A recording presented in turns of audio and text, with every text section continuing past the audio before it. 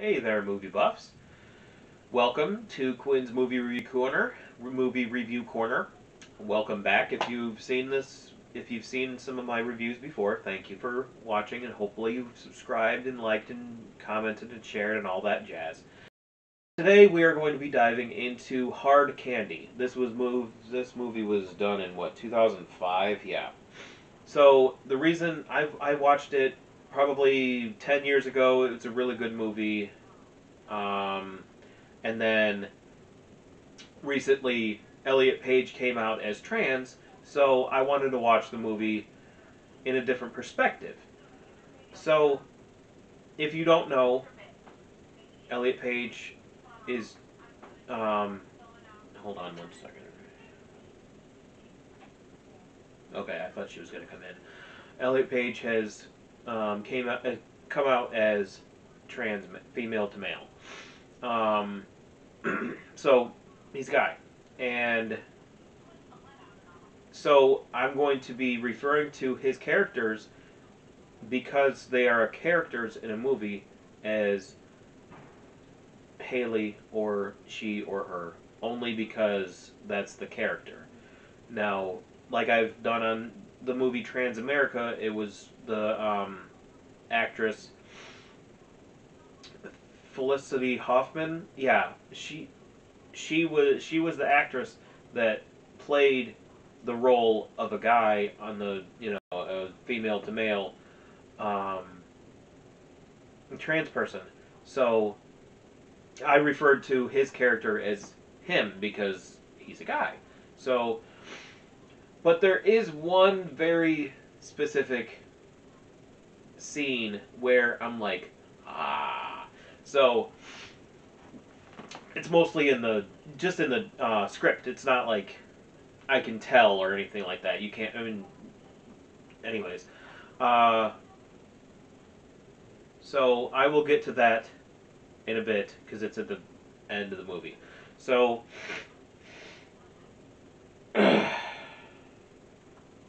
Elliot Page stars the guy from the preacher from The Conjuring. I don't really. What's his name? It doesn't even say on here. Jeff. Anyways, his name's Jeff on the movie. He. The movie reminds me of a couple of different things. It reminds me of Misery because, well, that's the movie, kidnapping or holding people hostage, that kind of thing. Um, to Catch a Predator with Chris Hansen because that's just how it starts. It's amazing how the whole movie is. It's very mind or eye opening, I guess you could say. So I love watching that show too. Chris Hansen is hilarious, and the people on there are just crazy. There was like a teacher. Anyways, um, also another thing is they only shoot in two different places. Sorry about that. My battery died. So as I was saying, they shoot in two different places, and that's it.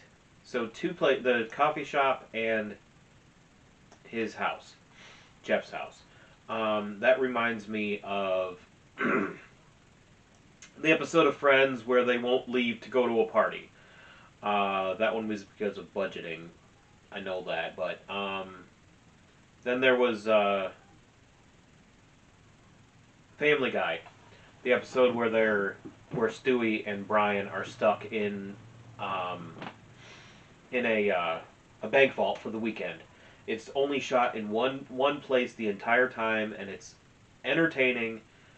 And this movie is entertaining and suspenseful, even though it's in one spot.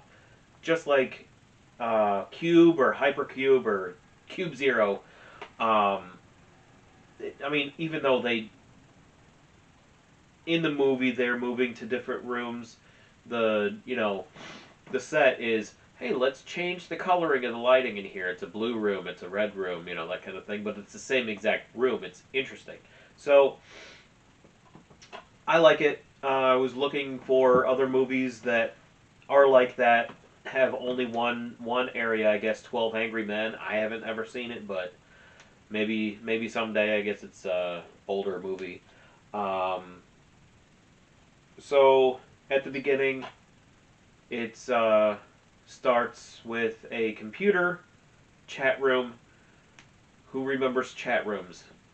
I do. Because this is 2005, so they didn't have texting back then. They had the cell phones that could, I mean, maybe you had to.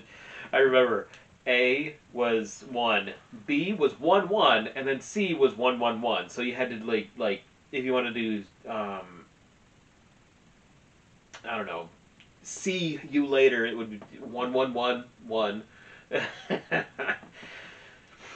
And then they didn't have a Z, which is crazy, or did that? Something. They didn't have something. Anyways, that's how we texted was. And then yeah, so we didn't have any kind of dating apps or even eHarmony or anything like that. Nothing, no websites that were geared towards dating or anything. It was mostly chat rooms. For people that met online. It was a crazy, weird kind of like, you met him online? What's wrong with him? You know, that kind of thing. So, we didn't know. I mean, there was a... No, it was 4 Christmases that took place, I don't remember when, but there was a scene where the girl when her sister goes, I know, we'll set you up with online dating. My neighbor met her husband online, and he'll get a job soon. That kind of thing. It was a not a normal thing for people to meet up. So she is messaging him on, chatting him on whatever chat they are, probably AOL. So they decide to meet up. He knows that she's 12, and they decide to meet up.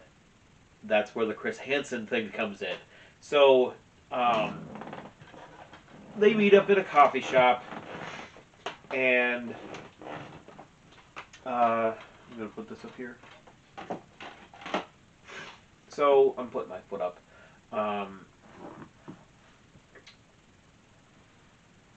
At the coffee shop, Haley, who plays the 12-year-old, convinces Jeff that she should go over to his house. So, without a lot of convincing, saying maybe we shouldn't go to my house, he agrees to it. So he gives her a drink. Now here's where she says, I've always heard not to accept a drink that I haven't seen being made or made myself. Very, very, very solid advice, because there are weird people out there. So, not liking this shirt today. So, instead, she dumps out the water, or whatever it is, and she makes screwdrivers and hands him a screwdriver, vodka and, orange juice or whatever. So she does what she told him not to do. She made up the thing. So he is a photographer, and he has all these pictures of little girls all over his apartment for whatever reason. I guess they're models and things like that. But there's the moral thing. Maybe shouldn't be, but anyways, they're talking, and she decides to have him take pictures of her. And as he's doing that, he's starting to feel a little woozy. Again, don't drink anything that you haven't prepared yourself or watched a person prepare. So he passes out. She ties him up in an office chair and searches the house for what you would assume is like porn or whatever else. She's looking for um, what you would assume a person like this would have in their apartment. I can't say it on, I'm not going to, but you know what it is. She's 12. She's in his apartment or house. Um, that kind of stuff. So she's been stalking him for a while. She knows his neighbors. Knows his neighbors are out, so he can scream. But she threatens to spray bleach in his mouth if he screams, in case a passerby, uh, you know, hears him scream. So she looks all around the house. It's one of those where he's getting really, or as she is looking for that stuff, he's struggling trying to get out of the bindings or whatever. And he's sweating profusely, and she's like, not even one piece of um, porn, because normal guys have that stuff. In 2005, the internet did not have as many websites, and you had to pay for it, and it wasn't free, and all that kind of stuff. So yes, people in 2005 would have had, if they were needed to do that, they would have to have a stash of that. Um, in case you don't know that, so let's see. She comes back, he's all sweaty, and she's like, "Are you nervous?" No, he's been working and trying to get out of his thing. So she finds a safe hidden in the rocks of this weird rock, uh, like coffee table type of thing. Anyways, she finds a safe. She finds a bunch of letters to this girl that he dated or something. The first person that he took photographs of, and there's letters and stuff. That's how we corresponded. Even this was back in the '80s, with actual handwritten letters. So she's famous or something, and so he kept them. He's still in love with her, blah, blah, blah. And she figures out the combination of the safe because his username is her birthday. Um, and she finds a picture of this girl, Morgan, I think her name is. And they haven't been able to find her. Nobody's been able to find her because they assume she's, got abducted somehow or something like that. And he doesn't know anything about it. He saw her at a coffee shop, you know, and there's what you would assume a guy that brings a 12-year-old home to his house in the safe. Obviously, they don't show it in the movie, thank God. But you assume that that's what it is. And she does say that's what it is. So, what does he do? He knocks her over and scoots the office chair into the bedroom where he has a gun. And she what does she do? She gets it out of his hand somehow. I think she knocks him out again. Oh no, she puts him back in the. He didn't get out of the chair. Anyways, I'm thinking about the how it goes. I remember. I'm just figuring out where the thing is. Anyways, I remember what happens now. She puts saran wrap around his face, and he passes out because obviously you can't breathe, and she asphyxiated him basically. But he wakes up in lying on his back, no pants on, strapped to a table, and a bag of ice over his genitals. So you're like, what in the heck is she doing? Is she, whatever. So, um, she is saying that he, like he's sick, and what they do to, people that have that issue or whatever you want to call it. Uh,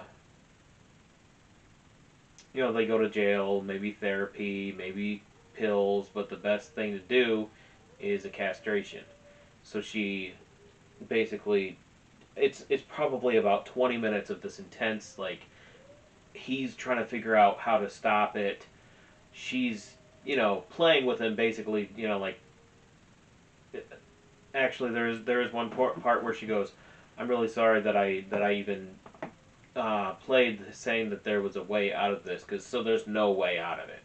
So she shaves him, which is it's kind of a weird part. You can't really see anything. Obviously, you can hear the scraping of the skin, and that's, I'm assuming, because I shaved my head. That's kind of what it sounds like. And she has it's a pink disposable razor. She brought it with her in the bag. I'm assuming, because I'm sure he doesn't have any pink razors. Um, so she sets up his camera, his video recorder, um, and puts it on a screen behind him, and she starts operating, and castrates him, and she's saying that, like, she has a medical text next to her, and you know she's like, it worked. It's so easy. It's one of the easiest things ever. Farm boys do it all the time to their cattle, whatever, and that kind of a thing. Um, so she goes and takes a shower because she needs to clean up. She actually dumps what she took out in the garbage disposal to get rid of it, and he's struggling so hard to get out, and he ends up getting one of his hands free. So then he undoes himself, and then he checks. He's like, "I'm all here." So he pulls out the VCR, VHS tape, like I have behind me here, and it says castration video, or procedure, and it was the whole thing was just psychological terror for her, terrorizing him, saying that he's like he's gonna be a eunuch basically, and she's talking about like eunuchs.com, and struggle, like she tells him different things to, like, websites to go to and stuff like that, so he doesn't have to struggle alone and stuff like that. So he ends up, he's about to call 911, but then he stops.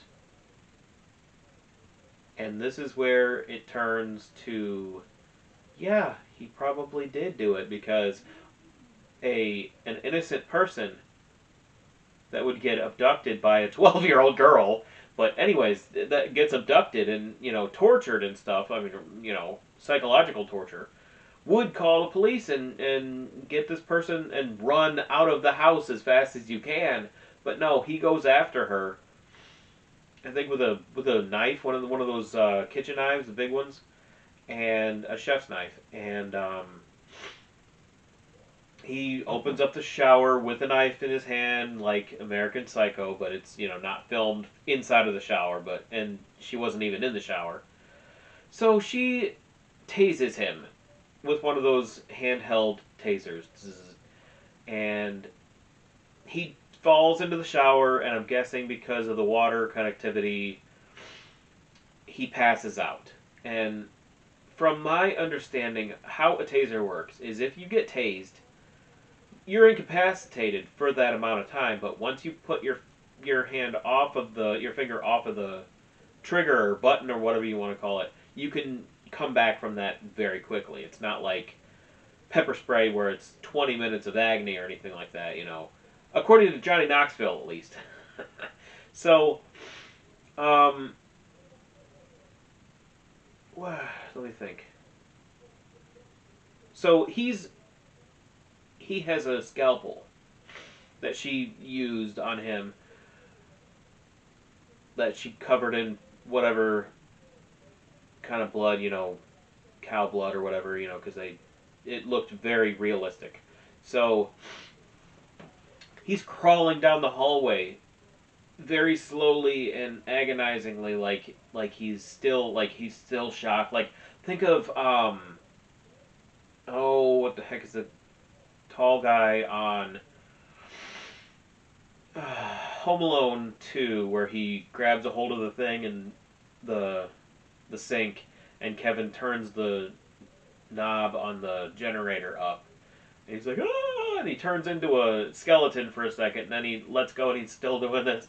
That's basically how I interpreted it because you wouldn't. But, anyways, she tases him again. He passes out again.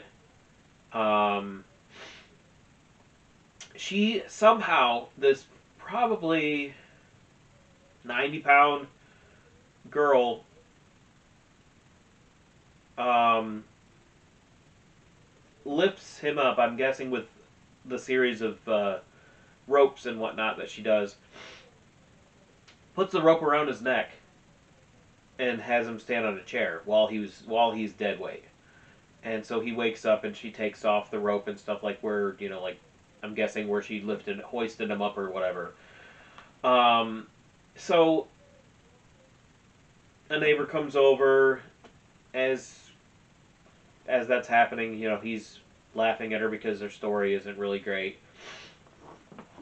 So she kind of gets a little bit too comfortable to where, um, how the Bond villains talk about their secret plan to another person, and then that person foils the plan, or like it's James Bond, but like any kind of, well, think of the Incredibles. The guy with the big BS on his shirt. I can't remember his name, but he's the monologue type of thing. It gives the person an opportunity to fight back, and that's what he does. He wraps his legs around her neck, and she ends up, ducking out, and he ends up on the counter, which is very close to the chair. So he gets out again. This is the second time he's gotten out. So it kind of goes to show you that she's not as prepared as she thinks she is. So let me think. She runs out of the house, runs around to the back or the front of the house, and then goes up on the roof. And that's where we find there's a rope tied to the chimney, the same rope that she tied to around his neck at the beginning, or a few minutes earlier. Also, I forgot to mention, so she called the ex-girlfriend from the 80s, saying that there was an incident and she needed to get to his house as soon as possible. So what ends up, his ex-girlfriend shows up in the driveway, and Haley convinces Jeff to put the noose around his neck. Here's where it gets crazy. Here's where I thought the second time around, with the new perspective, realized that it very well could have been something else. So he says something, and then she says, "Well, I don't even like." I'm guessing like whatever band it was, Goldfarb. I'm guessing it's like Coldplay. I don't know. Anyways, she's like, "I don't like this, and my father's not a medical doctor, medical professor, things like that, because that's what her story was. And he's like, "Who are you?" And she goes, "Maybe not even Haley." And I thought, maybe not even a girl. So it was that's what I was talking about at the beginning of the video, where that one part, it made it like, maybe she's not even a girl because she has shorter hair, and at 12 you can't really tell, that kind of thing. And I'm like thinking about it in a different perspective, and I'm like, yeah, that very well could be. Obviously, that's an outsider looking in. Years and years, 15 years later, wow. It's been 15 years since I graduated high school. That's crazy. So, this came out the same year I graduated, 2005.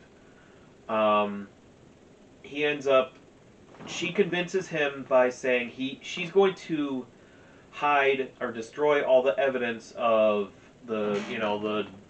um, the child photos that she finds in the safe, and the picture of Morgan, I guess her name is, something like that. So he looks up at her and says, "I wasn't even the one that did it. I wanted to take pictures, but he wouldn't let me, and he killed her."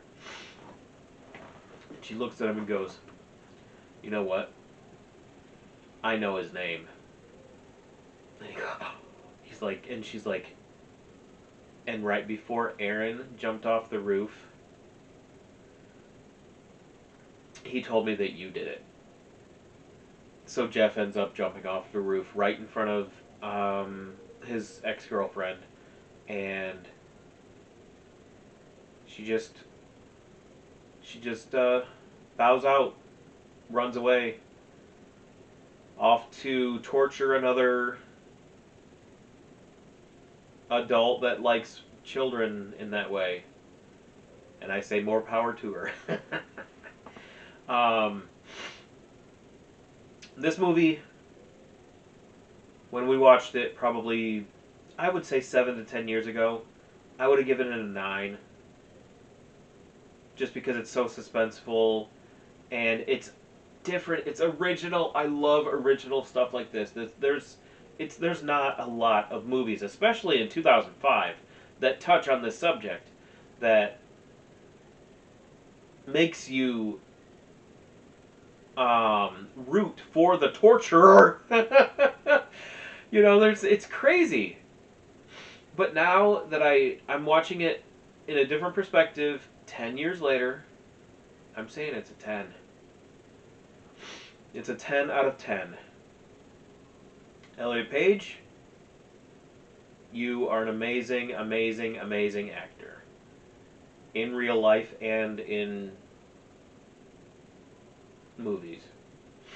So if there's a movie that you would want me to react to, or not react to, I've been watching reaction videos, but a review of a movie that you see here, or I keep moving this thing, or a movie that you don't see and you think I might enjoy, I have a long list of movies that I'm going to buy, that I'm going to review.